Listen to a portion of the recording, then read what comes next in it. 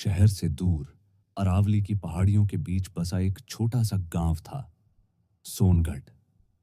इस गांव को लोग सदियों से खजाने का द्वार कहते आए थे, लेकिन कोई नहीं जानता था कि उस द्वार के पार सच में कुछ है भी या नहीं।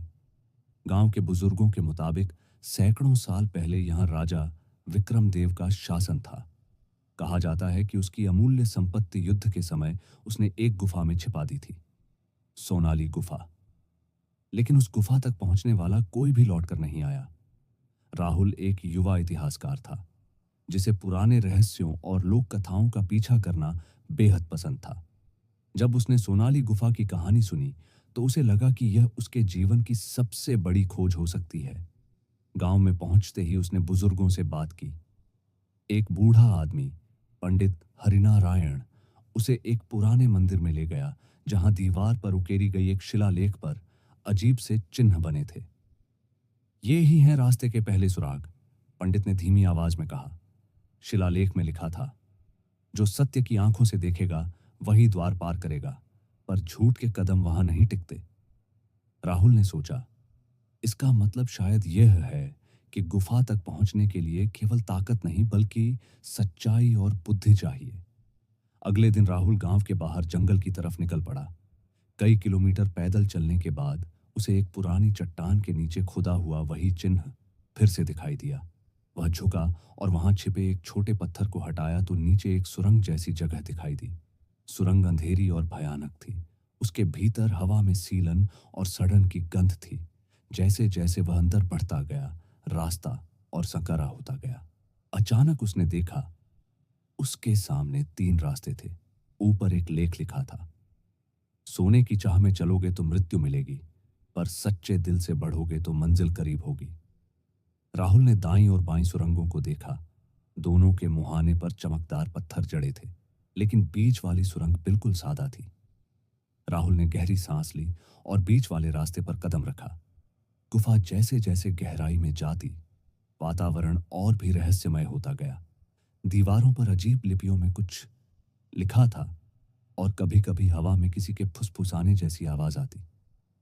काफी आगे जाने पर वह एक विशाल कक्ष में पहुंचा, जहां एक पत्थर के दरवाजे पर 3 आकृतियां बनी थीं, सूर्य, चंद्रमा और एक बंद आंख। दरवाजे के नीचे लिखा था, जिसने दिन रात के पार देखा वही खजाने का अधिकार पाएगा। राहुल ने सोचा, इसका मतलब बंद आंख ही सही उत्तर है।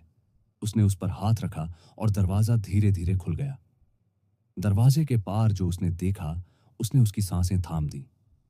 एक विशाल कक्ष में अनगिनत सोने के बर्तन, रत्न, मूर्तियां और प्राचीन वस्तुएं चमक रही थीं। कमरे के बीचों बीच एक पत्थर का सिंहासन था, जिस पर एक तांबे की पट्टिका रखी थी।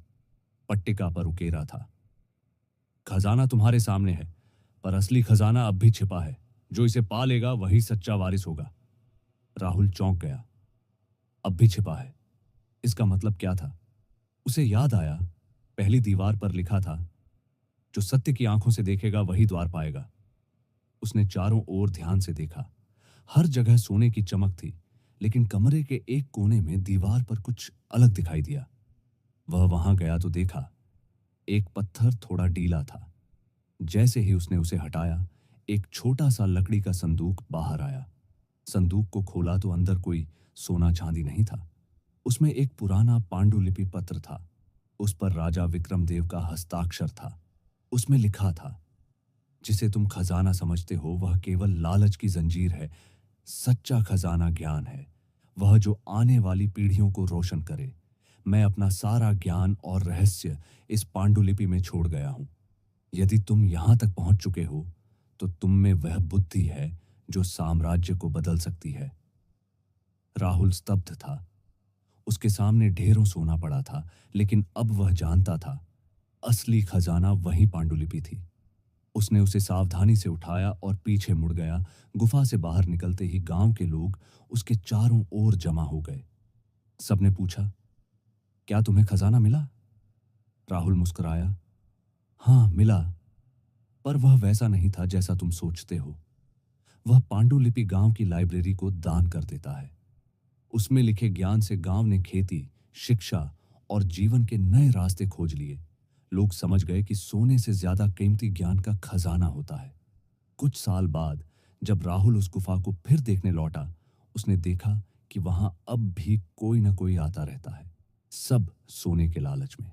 लेकिन किसी को भी पांडुलिपि का रास्ता नहीं मिलता, क्योंकि गुफा अब केवल उसी के लिए खुलती है जो सच्चे दिल से खजाना खोजने आए। राहुल मुस्कुराता है।